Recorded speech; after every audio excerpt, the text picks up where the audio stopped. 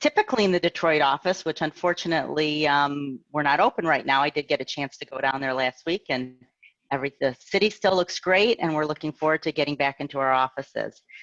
So this, we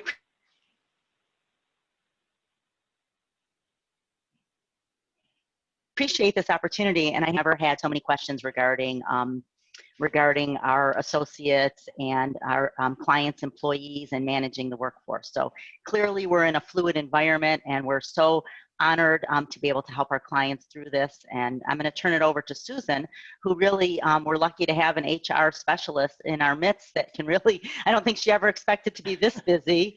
No. But we're lucky to have her. So Susan, I'm going to turn it over to you to kind of help guide us through this webinar this morning. Thank you so much. Perfect. Well, thank you, Samantha. Thank you, Sandy.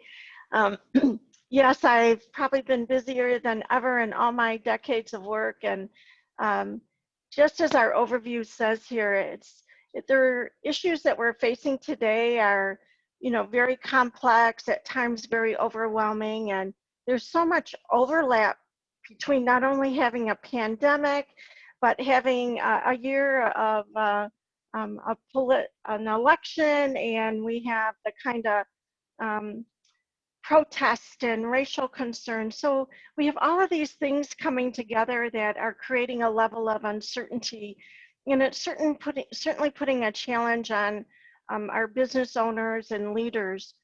What we hope to share with you today is, how do you look at some strategies, and how do you begin to manage the risk that this kind of environment is producing?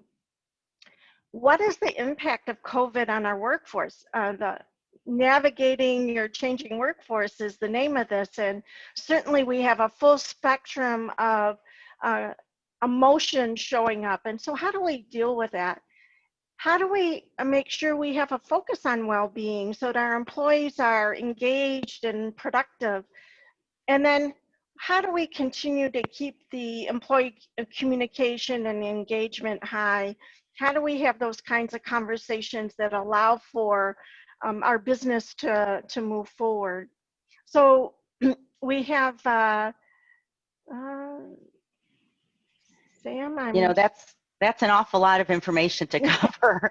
And, the key here is that this is fluid, and there's no right answers. Some of the legal answers might have that right connotation, but there's really no right answers on how we're going to engage our associates. And we're all, each client environment and each situation is unique in and of itself. So kind of stepping back for all of our clients and seeing what works for them. And so hopefully we're hoping to provide some of that guidance today. Sandy, when we first started this whole pandemic, we had what I call these 7 key areas for employers to address. And we still have a lot around looking at state orders. We're going to talk about that. You should by now have your COVID response plan in place. And many of our clients are already dealing with employees who have had positive exposure, and how did they have to respond? We have some changes to the Families First Act. We're going to be talking about that.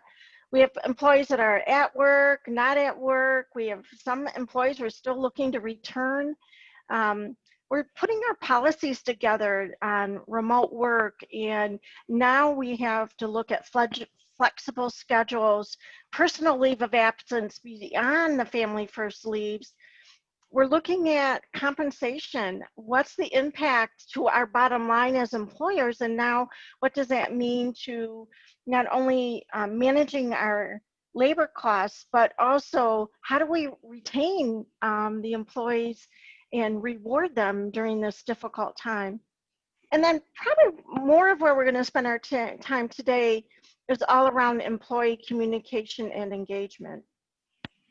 So we want to do a quick poll. How comfortable are you with COVID-19 workforce compliance?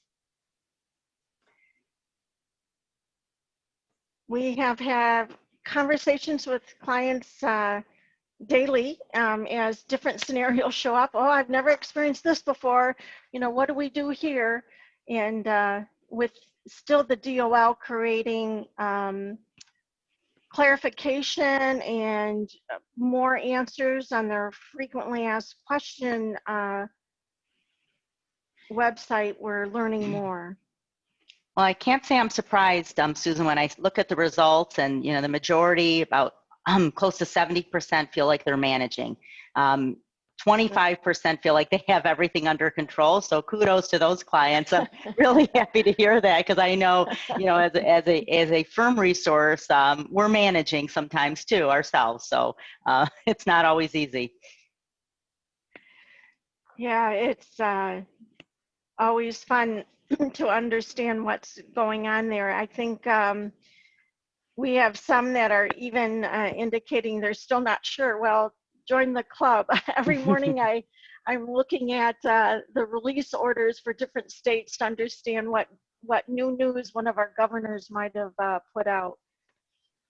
So if we take a look at this whole compliance world and just generally business operations, I really love this infographic, I guess it would be called, from Willis, Towers, and Watson. And it just really shows the complexity of what we're dealing with here. 59% of those that were surveyed expect that their work from home policies will remain in effect after the pandemic ends. So we're going to spend a moment on that, because this whole remote work creates another level of conversation and policy that we need to be aware of. I think another interesting one is off there to the right. 64% anticipate facing higher than normal levels of employee stress and anxiety over the next 3 to 6 months. What's most interesting about that is, for me, understanding how my own world of thought and frustration, anxiety, madness. I think we were talking about only like 3 or 4 weeks out of the office, and now, there's an extension into January for us here at Raymond, right, Sandy? And at one time we thought it was going to end, right? And now we're seeing that that's not the case. Yeah, as I mentioned, I went to the office last week. It was my first time there since March 12th. I just had to pick something up, but no one expected that we would be out of the office this long. And when we look at employees' engagement and what the employee stress levels, as that percentage indicates, is that there's still an uncertainty moving forward. And there's certainly, as I know you're going to talk about, even more stress coming on to our employees regarding, virtual learning, kids at home, the uncertainty when they are face-to-face learning, if that's, there's this stress of, is tomorrow their kid's going to be sent home from school because, the school closes, as we all know, that it seems to be a day-to-day situation that we're all navigating. So many of us have had no choice, right? The government shut us down.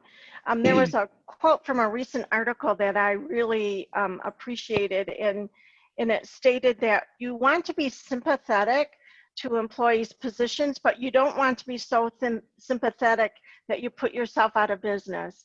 And I think that goes back to all the changing parts, if you will, that we need to be aware of.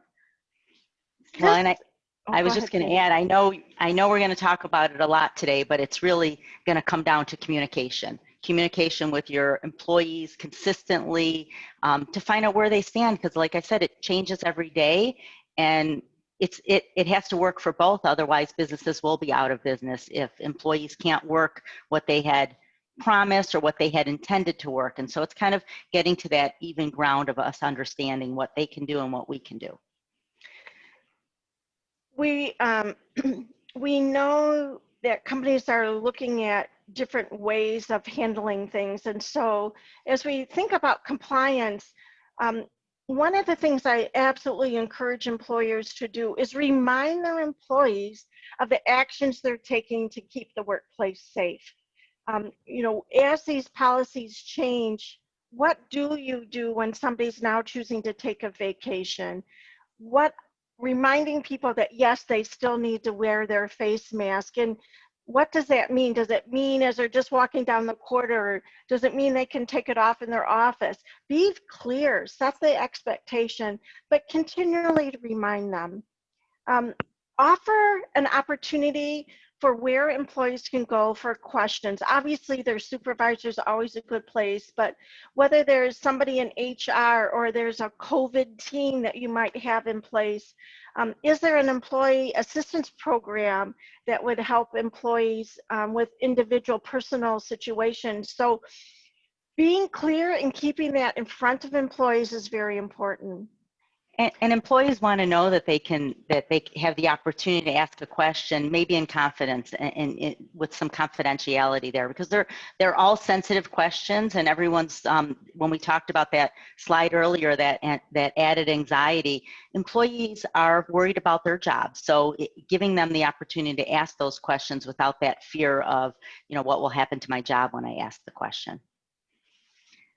We we know that our executive orders are at our state level are keeping us hopping. And if you're a multi-state employer, really trying to understand not only what are the return to work policies, remote work policies, but also what are travel guidelines those states might be defining, and how do you manage what we're seeing a lot more increase in sick leave or paid leave beyond what is the families first? So making sure that you're looking at those practices and defining them well and communicating them to the employees in the state in which they're impacted.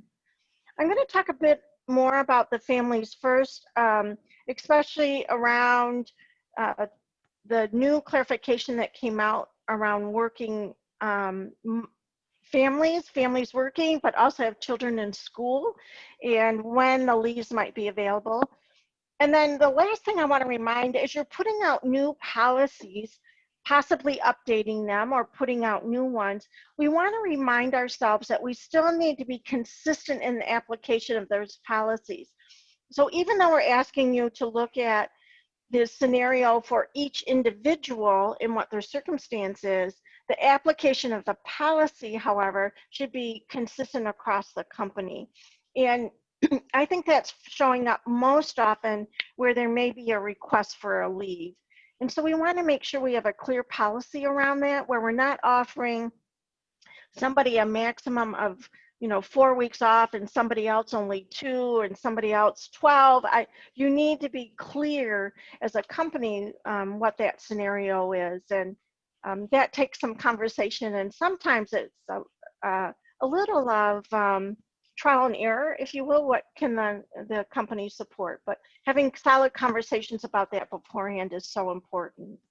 And I think it's key, Susan, to note that really relates to any size company. So there's no specifications here. People often talk about the Family Leave Act being cut at 50 employees, and under 50 aren't relegated by that. But really, in this COVID world, you have to make sure you're consistent, and that it doesn't matter what size company you are or how many employees you have. You've got to have some consistency in your policies.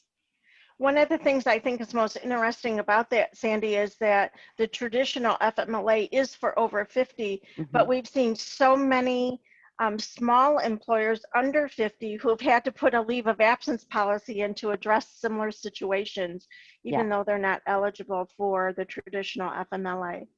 All companies have to apply under 500 to the expanded family medical leave, which deals with the child care issues.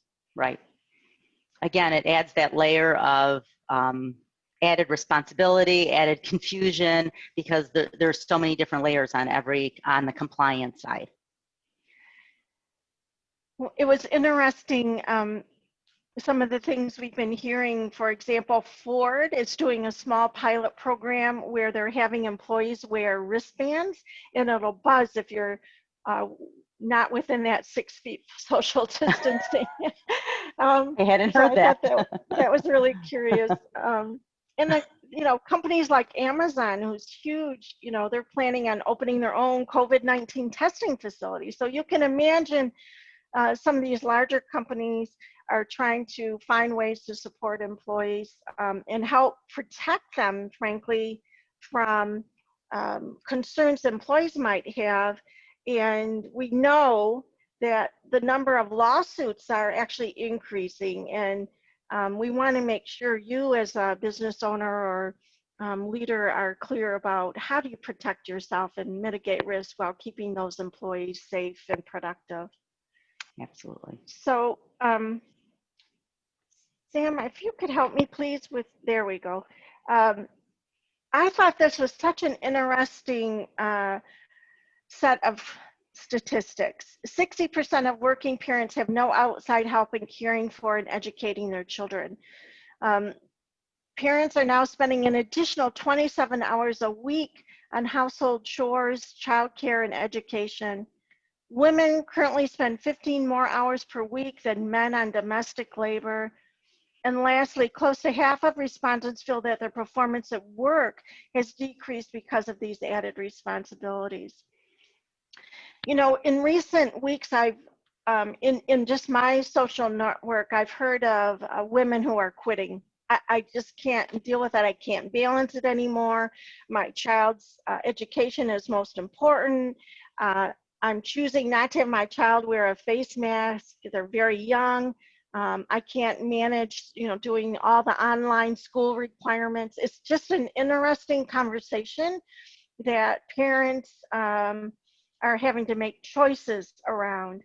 And as an employer, how do we retain those very productive, many of them women who we've been growing and grooming and want to stay in the workforce? How do we have conversations that allow them to look at this from a longer term picture? And then how are we as the employer going to help address these needs? I I know right now that the Department of Labor hasn't in fact created new frequently asked questions, question number 98 through 103, if those of you have a link to that Department of Labor website. But there's one question that deals with hybrid learning. So what happens when the school provides a split scenario where their time can be in person versus remote learning? And in these situations, they do confirm that the eligible employee may take the Family First expanded family medical leave on the days when the child is not permitted to attend school in person. So again, that's a conversation with the employee to say, okay, what are your plans around the school? Who is your school? We need the documentation as our employer to be eligible for the credit, but we want to understand what are those days? How can we flex the hours when you might be doing the remote learning? The second choice is, you know, what if the school gives the parent a choice as to the location of the learning in school or at home? So if the parent voluntarily chooses remote learning as opposed to their child returning to school, what happens to the Family's First leave in that particular case? Well, the DOL says no, the employee cannot take the Family First leave in this instance because the child's school is not closed due to COVID-19 reasons. It is open for the child to attend. So this personal choice that a parent may make is going to have an impact on their eligibility for the FMLA. As an employer, you can certainly make some decisions around back to your leave of absence or your flexible working schedule, but in this particular case, you would not be able to apply for a credit if you as the employer chose to have the employee participate in that scenario. And the last one, the school may reopen, but later. So the school is opening remotely, but maybe at a later time. They may choose to have the in-class scenario. So that's where schools are opening and closing, maybe due to a COVID positive test, or they were just delaying the opening. So in this particular case, if it could move to a hybrid learning, then you could only use the leave on remote instruction days. So you can see, not only do we have benefits available for us as the employer that we can pass on to the employee, that isn't going to, and that's for 12 weeks, it may not help us throughout the balance of the school year. So having a plan in place is really, really going to be important. Yeah, and when I saw this slide, Susan, and we talked about it earlier, I really think back, it goes back to that communication factor, because this level of the additional hours, whether it be for men or women, there's a lot of women in the workforce, and this talks about the women in the workforce, but really this is going to layer on top of all of our workforce. It's not sustainable, the additional hours, the extra work on any employee, both at home and then the work, and it's not sustainable. So over time, I mean, we might have gotten through it in March when we first started, we made it through the summer, but now as we're approaching the fall and with that uncertainty and that extra responsibilities, it bears a conversation. So making sure we're communicating and going back to what's the plan, because as employers, you can't be left high and dry. If you want to stay in business, there's things that you need to accomplish. So it's figuring out that balance and figuring out how we can make this work for our employees and also for us getting through. So here's our sort of the flow back right into what's happening at your place. Where's your current workforce? So staff is all on site. It's a mix of on site and remote, and everyone is remote. I know, Sandy, here at Raymond, we have a very small portion of our employees working on site, and that continues to be true, correct?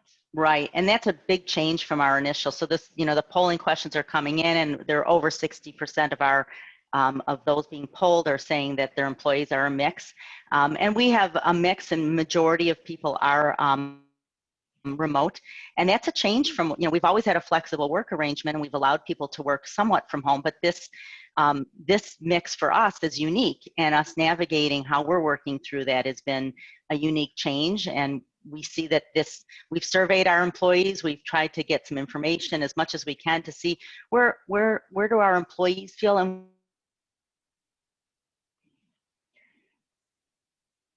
so it looks like 60% is a mix of on-site and remote. One of the things we have found is some of our employees still don't want to return, and that becomes— where do our supervisors? Oh, sorry, Sandy. No, that's okay. I think I was, my internet is saying it's unstable, so I hope you can hear me. Now we can. This was— Okay, very good. Yeah.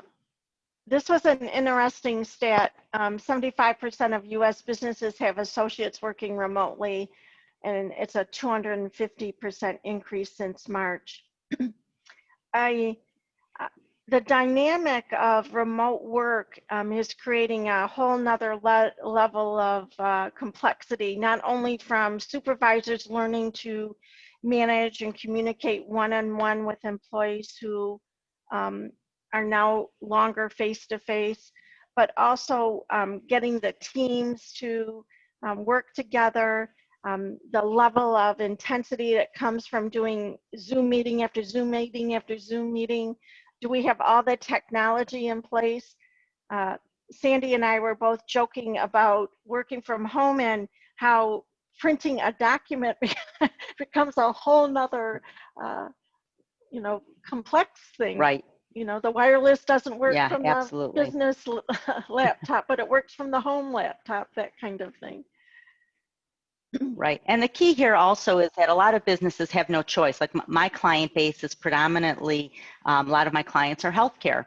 I'll talk about this one after, but a lot of my clients are healthcare, and they have no choice but to be on site. There's, maybe their back room, their bookkeeping, their billing departments, they could go remote, but those that are patient facing, the front desk and everything that's patient facing have no choice but to be on site. So there are some businesses that are really stuck there. And then there are some, this is a client of mine who was able to pivot really well. Ellen runs a full service marketing and advertising firm, and they're very collaborative industry, and she was always, she wants her team there so that they could work together. She had an office space that, allowed for that and wanted people to work together, and they shifted to remote and really she found her team even more engaged than usual because they didn't have an hour commute. They, she encouraged them to get out of the house a little bit during the day when they could, and really was able to pivot and look differently.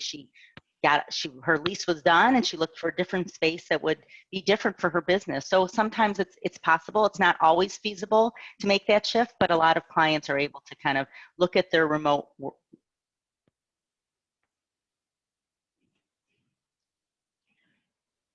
When we look at remote versus on-site, we see that there's some differences, but there's also some things that we need to be aware of that could be similar. So I think of workload management. The remote workers different. Yeah. Sorry, Sandy, once again, your internet stopped for a moment, so I'm moving on. Yes, please do. I apologize. That is one of the challenges of working from home. We're proving it in real time. We have, the question of remote folks, are they more productive or less productive? I think a lot of that depends on the tools. Do they have everything they need? And we'll be talking about that in a moment. And then we may have the scenario on site where because we have a reduced staff, there could be some workload fatigue. And so we have to be aware of and sort of having those conversations that define where the people stand. Employee interaction, remotely you have so much more less face time. There's the fear of being disconnected, and yet on site there's the fear or risk of exposure. So I think this idea of fear can flow on both sides of the spectrum, and we need to be present to and have a listening for where something might be changing in an employee's conversation or the employee's well-being, and how do you then help them? And that flows right into the burnout and fatigue.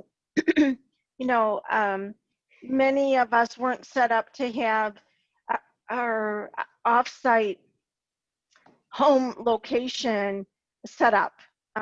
Frankly, I'm still working from my dining room table. I have an open home environment and never is out of my sight. So how do we help employees be clear that they can disconnect? And then on the on-site, again, if we're understaffed or we're dealing with COVID exposures and people are coming back to work and then not being at work because they had to shut down, it just creates, I think, a level of turmoil around the tasks we all know we need to do so well, but there's these added dynamics. So, when I look at the scope of our employee emotions, right? Our personal emotions, everything from on the left, there's sort of a fearful, what's next, over to the full right where we're frustrated, maybe even angry. I've heard the term recently used, crabby. And then we have we want people to move to the middle, right? We can acknowledge we might be at either end of the spectrum, but we don't want to stay there. So how do we have the tools and the conversations that allow people to move back to that balance? I feel good about my work, I'm contributing, and feel engaged. And Susan, this is often, it just like everything, it's fluid. So there could be a day, even an hour that you're angry or crabby, and then it changes very quickly. So again, continuing those touch bases with your associates, gauging, what's frustrating them, what can you do to help their environment, whether they're on-site or off-site, how can you help their engagement? It's communication, and it's communication at all levels. It's not, it can take many different forms. If someone needs to, meet outside in a socially distant with masks on, and that's the appropriate way to engage, then you've got to jump in and do that. So it's really kind of figuring out what it's very hands-on for our employers, and it's at every level. So it's just making sure that we keep those lines of communication open, because as we found, the Zoom is not always the alternative. The internet connection might not be perfect, and just the engagement might not always work on the Zoom. I think a lot of us have said we have Zoom fatigue, and that goes for our employees, even those that are engaged and doing well and more productive, that doesn't mean they don't need the conversation of where can I help? Because it's a long term and it changes so rapidly. I like to say we have to have a more broader and deeper focus on the employee conversations and be aware of the opportunity to check in. I know from our perspective, we have surveyed our employees several times, and then we're very, we have a transparency in terms of presenting those. My daughter started her career with a professional service company also, and they've been surveying their employees continually because it changes. The answers sometimes change, and making sure we're on top of that survey piece and questioning them. One of the things, Sandy, I think it helps us understand when we do those kind of pulse surveys or pulse feedback in full-blown engagement surveys, it really helps us to see where do we need to clarify the expectations, right? So I know with one of my employees, I had to say, look, your workday is 8 to 5. It isn't 8 to 6, 8 to 7. And I'm asking you to turn off your laptop, right? And so we have to be very specific, and different employees are going to need different conversations. And I think the whole conversation about by when and who's responsible helps then set clarity around not only for that individual, but for the manager and then for the team as a whole. Nothing's worse than to be already living in sort of this world of unexpectedness, but then when it actually comes to our job and our task, if that's unclear on top of it, it just adds to the frustration. Absolutely. The other thing is, we talked a little bit about, do we have the adequate resources, not only to, the technology and the setup in our home offices, or now providing the secure work environment at the workspace, where is there plexiglass, is there proper sanitizing tools available to people. I think the whole idea of, when is video on a Zoom appropriate versus when can you just make it a voice call? I think there's a tendency to say everything's got to be video now because it's available. And quite frankly, the stress, I know for myself, and just seeing myself on screen at certain times just drives me nuts. And so how do we make sure we're not only giving them the right resources, but then also continuing to set the expectation around that? Yeah, and layer it on top of that, Susan, is kind of, and I think this is where this slide might talk about that, now that we have, when people were working on site and your associates were working on site, you could see the data, you could see, the protection of the data, and you have, the protection on the cyber side as part of your firewalls and everything that you're doing. Hopefully everyone had that under control. But, now you're opening it up to everyone's individual internet and everyone's individual home space, and what are they printing and what's available to them at the home, and how is that data being protected? If you've got an associate that has 7 roommates, and what are they looking at?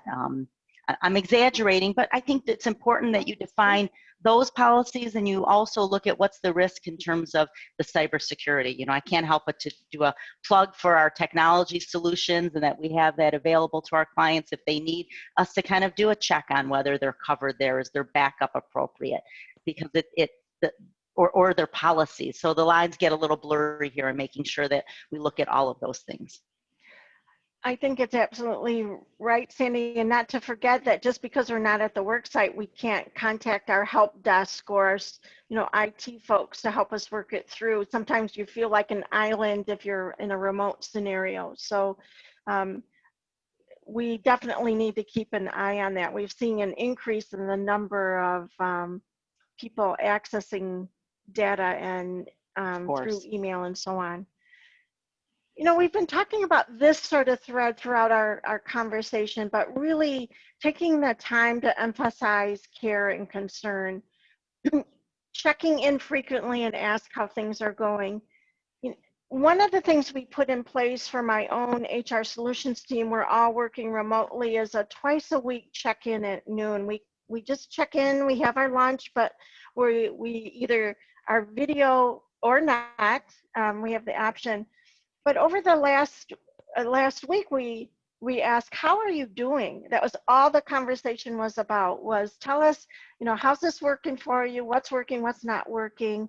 And it was quite rewarding for me as their leader to hear their openness around, I'm struggling, or I was struggling, and I had a conversation with Susan and Shannon, and they helped guide me to recognize I needed to, turn it off, or I needed to take a break during the day and, go get my Starbucks coffee, take that, a little bit away from the home office. The same things you would do if you were at home, kind of, we forget. I mean, if you were in the office, those same things that, you think, well, gosh, now that I'm working remotely, I need to be, available, but you would take a walk to, to get some coffee. You would go visit a coworker and chit chat for a couple of minutes and share what's going on personally, and making sure that we allow that and promote those kind of things. And even, I think we have another slide on, I think we do, on taking vacations, but making sure we're asking our employees, what are you doing for fun? What are you doing to take time away from work? Because I think a lot of people put off vacation because there wasn't anywhere to go, and then they kind of were holding on to vacation days in case they, something, happened with their children or their parents or whatever that family obligation would be. And now we're looking at, it's the end of September, it's almost October, and they've built up all this vacation time. And not just for the concern on the employer side of how are you going to fund that, but also how are you going to, have manage your workforce if, number one, they're burnt out, or they all want to take vacation at the same time. So you've got to manage that. Plan it, yeah. Yeah, you got to plan it now. Yeah. It's October 1. You really got to step back and say, okay, who's got vacation time left? What does this look like, and how are we going to manage it? It's interesting, Sandy, because as I had team meetings, I've actually had an opportunity to meet some of the employees' children and spouses as they wandered in the room while they're online, or the child comes up, wanting a hug. What are you doing, mommy or daddy? And I think that flexibility to allow some of that to play out is important. But let's not forget, for those that are in the office, to do the same. Please check in with them. We think they look like they're doing fine, but there may be a whole nother world outside of that when they're leaving, maybe somebody who's been exposed to COVID-19, or just the stress of somebody else, who is working at home, but they're working at work. It's just, there's so many layers. Yeah, absolutely.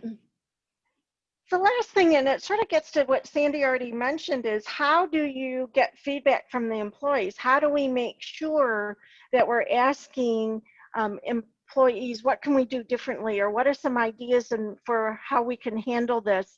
And sometimes that employee engagement survey, or those little pulse kinds of surveys, can help us with that. It also should be something we put in place in our normal routine work. What's working, what's not working, what's missing. But once again, I think sometimes the daily challenges have us forget, even as leaders, we haven't done this in a while. Let's go back to those best practices, because we're so focused on some of the things that are driving the day-to-day conversations today.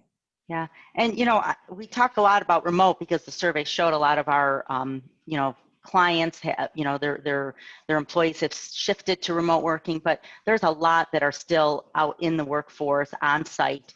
And kind of what's the stress for that group in terms of, are they understaffed, and are they being stretched, and they're giving them the ability to discuss it? Because sometimes you think, well, they're working on site, nothing has changed for them, but it really has, because there's a different tax there in terms of how many, perhaps a reduced workforce or reduced business coming in, so you've had to reduce the workforce, and now an employee might be juggling more than one job description. So kind of looking at all those things too.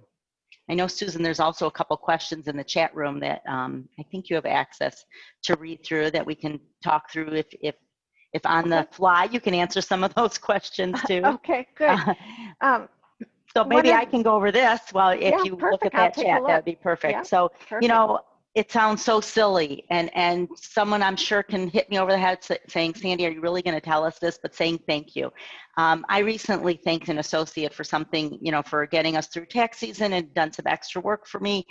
And I didn't realize what an impact that made on that person. Just sending them a little bit of appreciation note and knowing that I took an extra step really, I was surprised, but they really appreciated that. So I can't say enough that how much our workforce right now, there's so much stress, as Susan started off the webinar talking about, there's so much stress in the world right now. So taking that time to step back and say thank you so much for everything you do, even if it's not exactly what you needed done, or nothing is going to be 100% or perfect, but taking that time to say thank you to our associates is so important.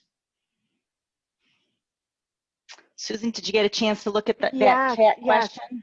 It's a So long this is, one. no, it's okay. I'll go ahead and read it. It's a perfect example of case-by-case scenarios that need some discussion. So the question is, what if a school has sent a classroom home due to a student testing positive for COVID-19, and the parent has to stay home with the student due to this? The student is not the one with COVID, but has possibly been exposed. Is the employee obligated to let the employee apply for the paid sick leave? Certainly the closure is due to a COVID-19 reason. So in that particular case, there's some justification for the parent being home. In terms of the paid sick leave specifically, if you're having your child go get tested, you're seeking medical diagnosis, and then you as the parent learn that your child has been positive and therefore now you've been exposed, there's probably some opportunity there. But that's one that I would almost want to do a little bit more research on. And I think it's the number of questions I just outlined you'd have to have with that employee to make that decision.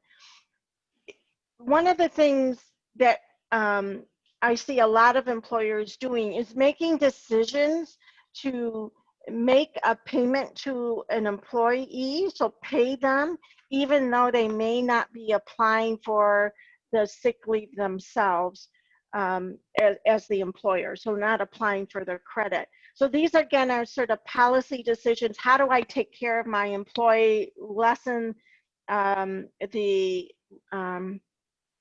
stress? Maybe you offer them to take their PTO. So I think that's a discussion I would definitely have with that employee, learn more, what actions are they taking, and learn how long is this going to be? Are they going to be out the 14 days? Does the parent need to be out 14 days? Do they have other childcare options that could help step in for the 14 days? So And Susan, I'm just going to jump in here and ask a follow-up question. Our employers have to be consistent with how they treat each employee. Is that correct? So, and I know every question has a little bit of, every question has its own nuances, but you've got to be careful that what you do for one employee, maybe that employee is really got some extraordinary circumstances and you want to take care of them, but then you could be in an awkward position when you've got another employee that comes up with a very similar or the same situation, and you're not as compelled to take care of that employee. You're absolutely right, Sandy, and that's why I ask employers to really sort of sit down and figure out what are the policies they're going to consider. And then, so maybe it is time off without pay, but there's no knock against them, if you will, in terms of if an employer is using points, for example, for attendance reasons. If there's a pattern, now that's a different conversation, right? But if it's a one-off scenario, then yeah, what is our policy going to be? How are we going to handle it? Can they use PTO? Can they do unpaid? I think there's a lot of choices. Is it eligible for one of the family first leave policies? So Yeah, I just, as those questions come into our clients regarding their employees, you got to just be careful not to have the quick answer and kind of step back and say, okay, what is this, depending on how big your team is, what's going to be the impact on, on your team? Because as we can see, that it's fluid, and where you think everyone's got it handled, there might be other people that You're sort need of that help. setting precedents, right, Sandy, with Exactly, exactly. each kind of decision. I know, Sandy, you mentioned vacations. I have to admit, I'm feeling pretty good after coming off of one of my longest 3-week vacations. But if you had talked to me before I left, I was probably in that crabby phase. So really, it's time to take a look at making sure, as Sandy already mentioned, that we're thinking that through and helping our employees make decisions. This sort of leaves also, Sandy, to one of the questions that I know was presented earlier, and that is, what's the travel policy? What happens if employees are traveling out of state? How do we handle that coming for their return to work? And I've seen our clients have a different approach. For some of those clients where they know their safety precautions for COVID-19 are very clear. Social distancing, masks. They have the offices where people are have plexiglass, or there's cleaning, and they're very clear that they're following every single protocol. They're doing the temperature screening. They're doing the COVID-19 question screening before every employee comes into work, whether that's through an app or that's through the manual paper scenario. And right now, there may be some state orders that have requirements, but every company needs to sort of get clear about how they're going to handle a return to work, if it's a personal travel or if it's business travel. And things like, if they're traveling back from a high COVID, high level of positivity in that particular community they visited, do you want to make a decision on them actually being out of work and communicate that in advance of them leaving? Or do you just, do the screening and recognize that each employee has to be credibly answering that, and as long as they're showing no symptoms and everything stays healthy, then they return to work, because you already have the measures in place in the office. So there's a lot to consider. I have worked with many a client to actually put travel policies related to COVID-19 down on paper, so that manager or that person who now has the employee who's choosing to take their vacation or has a demand for business travel, what are they going to do in advance? And they're communicating to the employee what needs to be done. And those policies can be fluid. Raymond's policy itself has been fluid. We had a very strict travel policy, and we've been able to lighten up on that as the COVID numbers have come down, and our employees are working for the most part remotely. So we didn't have to be as strict on the travel policy. We did have a question come in that asked about remote workers working from a vacation home instead of their main home.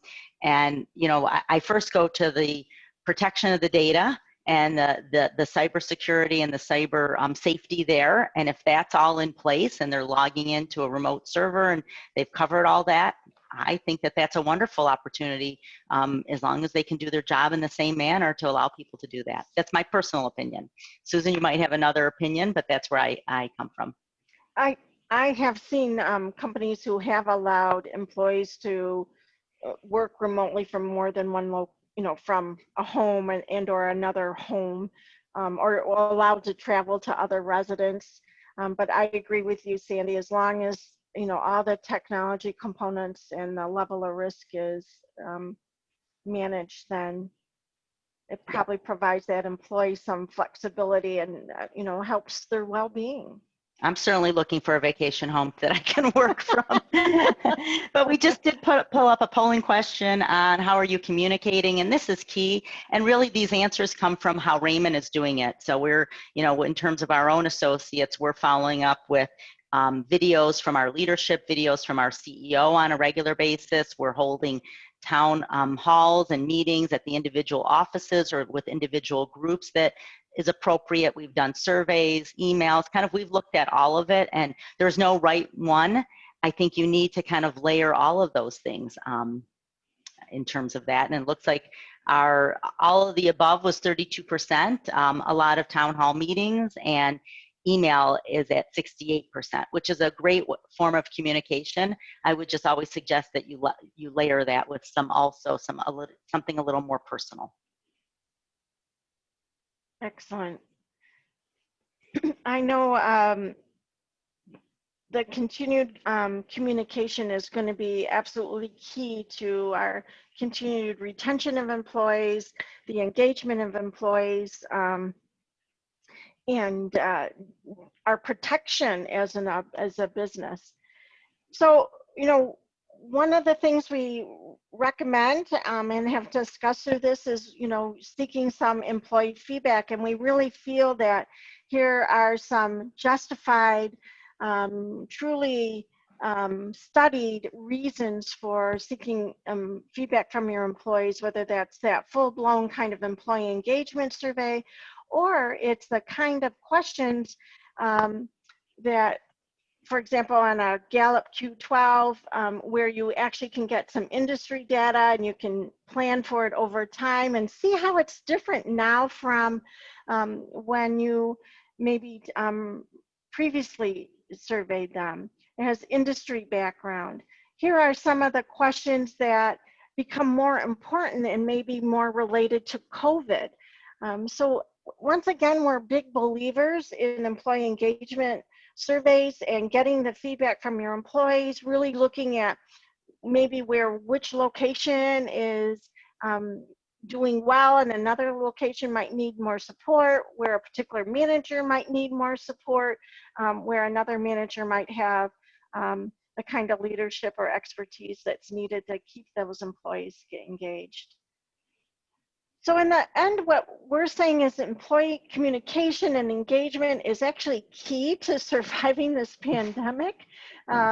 Having those conversations at all levels, whether that's, my reaching out to Sandy as my boss, Sandy reaching out to me, I reaching out to my peers, having those team meetings where you have some open dialogue about what's going on. So conversations at all levels. Peer-to-peer, I think peer-to-peer is also so important. So encouraging your staff to talk to each other, not to create, you want to be very careful that you don't have a disgruntled employee that creates a cancer within the environment, but really allowing the peer-to-peer communication. It's the same communication they would have if they were on site, and certainly if they're working remotely to do that, but even on site, with that separation, with their masks on, but figuring out how they can communicate. We've had, people telling us that the people that are in our offices, even if it's just a couple, that they have been able to find that camaraderie of being together.